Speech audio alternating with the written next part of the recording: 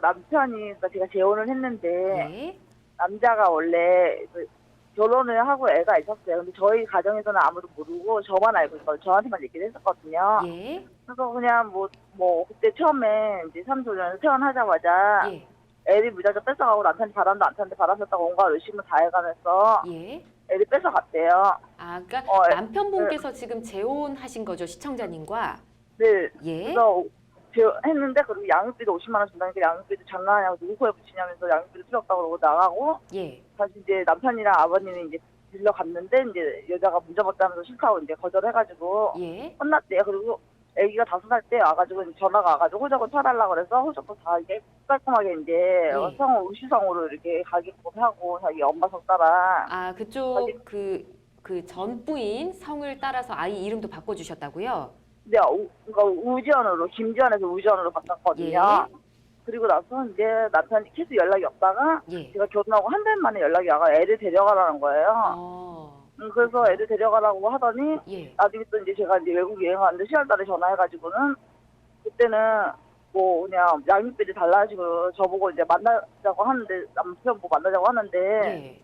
그냥 전화로 얘기하면 안 되냐고 예. 이런 식으로 얘기를 했대요. 그래서 뭐 그냥 뭐 만나가지고 일단 만나는 전화로 얘기하면 안 되냐고 계속 만나서 얘기하자고 해가지고 예. 이제 했는데 나중에 양육비를 달라 하시고 얘기를 했나 봐요. 예. 그래서 지금 아내가 없으니까 부인이 없으니까 부인 오면 다시 부인하고 상의해서 연락을 하겠다 했는데 예. 제가 이제 와이프가 안 된다고 하니까 왜 안 되냐 예. 식으로 여자가 이렇게 핸드폰을 빌려주니까 그렇게 얘기를 하길래 제가 전화를 받아가지고 예. 뭐라고 했어요. 네. 근데 네가 무슨 자격으로 그러냐고 그런 식으로 저한테 그러더라고 여자가. 예. 그러더니 제가 이제 그리고 나서 그 다음날 이제 같은 여자 입장에서 한 번만 이해해주면 안 되겠냐고. 예. 저희 가정에서는 모르는데 아무도 저희 집에서는 저희 한 번 더 이혼하기를 원하는 건 아니지 않냐. 예. 이 얘기를 해가지고 소송하려면 처음엔 제가 하나까지 소송하라고 막 그런 식으로 얘기하니까 소송하겠다고 문자가 와가지고 예. 그 다음날 제가 빌었거든요. 근데 뭐 카톡은 일단 물론 씹었는데 네. 그리고 나서 이제 그저께인가 전화가 와가지고는 뭐 소송했다고 소송장이 직접 할 거라고 얘기했는데 남편이 처음에는 고의가 아니지만 미안하다는 식으로 얘기했는데 이번에는 되게 당당하더라고요. 지금 이제 자기가 예. 무슨 잘못을 했냐고. 예. 남편까지도 그렇게 나오니까 예. 남편까지 되게 당당하게 나오더라고 이제는. 아, 이번에는. 그렇군요. 예, 일단은 저희가 들은 상황으로는 지금 시청자님의 남편분과 이제 재혼을 하셨는데 남편분의 전 부인께서 그 사이에 있는 아이를 본인이 키우겠고 양육비도 필요 없다라고 하셨는데 지금 상황에서 양육비 다시 애가 달라 이제 그러고 올해 중학교 2학년인데 작년에 중학교 들어갔거든요. 중학교 예, 예. 1학년이었거든요. 근데 예. 중학교 1학년 때 전화가 오고. 그렇군요. 그럼 남편분과 전 부인 사이에서도 혼인 관계가 정확하게 유지가 됐던 거죠? 혼인신고는 안 했어. 아, 전 부인과 남편분 사이에서는 혼인 신고를 안 한 상태였네요. 네네네. 그러면 사실혼 관계에서 자녀를 출산한 거군요. 네네. 그렇군요. 알겠습니다. 예. 네. 이거 출산해가지고 결혼식만 했어. 그러니까 혼인 신고는 안 때문에. 하고 식만 네, 애 간단하게 때문에 뭐 올린 상태에서 살고 있다가 이제 네네. 헤어지신 거네요. 그러니까 애 때문에 친정을 결혼식을 하고 이제 같이 산 거죠. 한 달 아. 같이 살고 거의 예. 친정에 거의 가 있었다고 하더라고요. 알겠습니다. 일단 여기까지 저희가 파악을 했고요. 황 변호사님 뭐 추가적으로 궁금하신 점 있으시면 나눠보시죠. 예, 그래서 일단 그러면 저희가 지는 건지 소송을 하면 예, 예. 잠깐만요. 시청자님, 변호사님과 한번 이야기 나눠보세요. 예, 네. 그 한 가지만 좀 확인해야 될 게 있습니다. 굉장히 중요한 부분인데요. 그 남편분과 그 여자분이라고 할게요. 전 부인이라고 칭하겠습니다. 남편분과 전 부인이 과거에 혼인 신고를 하지 않고 혼인 관계 유지했다. 사실혼 관계라고 하셨는데 그럼에도 불구하고 아이가 5살 때 엄마 성분 변경할 때 남편분에 대한 동의 연락이 왔다고 말씀을 주신 것 같아요. 맞으신가요? 네, 맞아요.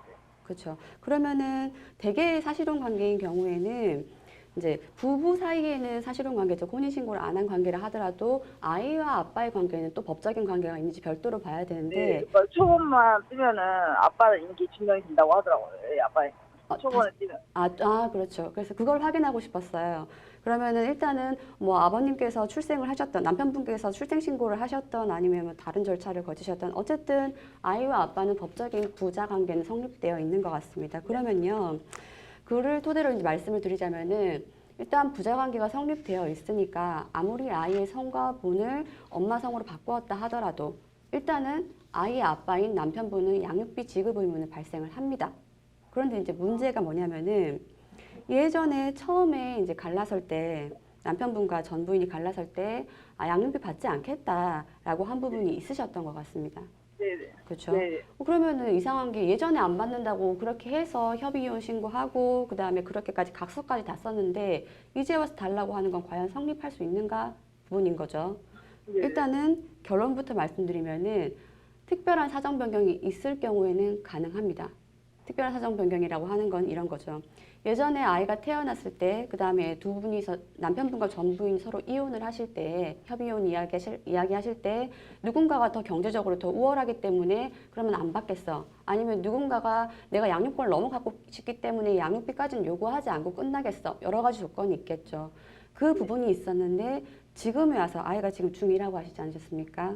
이렇게 네. 된 마당에 쭉 시간이 지나면서 특별한 사정 변경이 생겼다. 그때는 잘 살던 사람이 지금 못 살게 되었다. 그때는 아이를 잘 키울 수 있었을 줄 알았는데 건강이 갑자기 안 좋아져서 돈을 벌 수가 없다. 여러 가지 사정 변경이 생길 경우에는 충분히 양육비 변경 가능합니다. 그 다음에 그럼 그런 사정 변경이 없다, 입증이 안 된다라고 할 때 어떻게 되느냐? 그때도 가능하다라고 되어 있습니다. 예를 들면 이런 거죠. 예전에는 아이 엄마가 너무 아이를 양육권을 혼자서 갖고 싶어서 아이 아빠한테 다 포기하세요.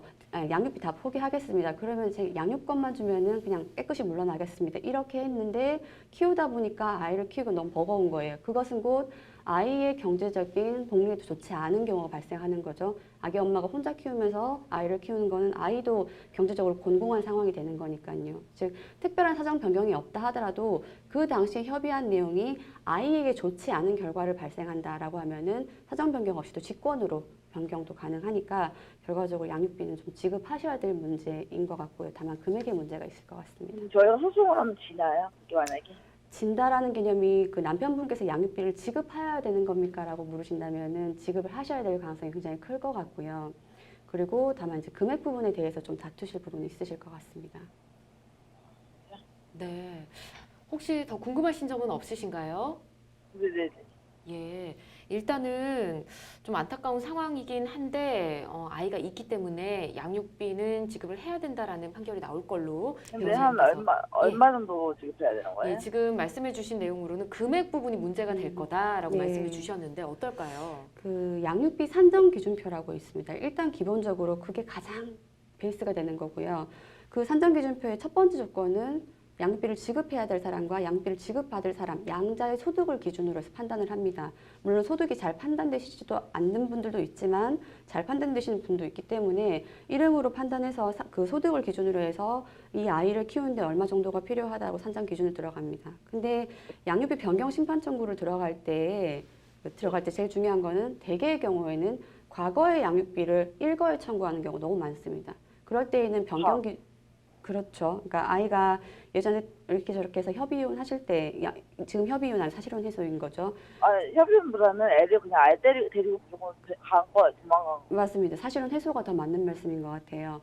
사실혼 해소하신 이후에 지금에 이르기까지 막 10년이 흘렀다. 이렇게 될 경우에는 지금은 과거의 양육비를 한 번에 청구하는 경우가 되는 건데 그런 경우에도 청구할 때 구상금으로 해서 양육비를 지급은 하셔야 됩니다. 다만 법원 측에서도 판례에서 뭐라고 말씀하시냐면은 한 번에 지급하는 게 부담스러운 걸 잘 알고 있습니다. 따라서 산정기준표에 따르면 몇 개월 곱하기 얼마 나오지만 양자 갑자기 지불해야 되는 그 아빠라든지 엄마의 상황을 생각해서 약간의 가감은 있을 수 있다라고 해서 참조는 되실 것입니다.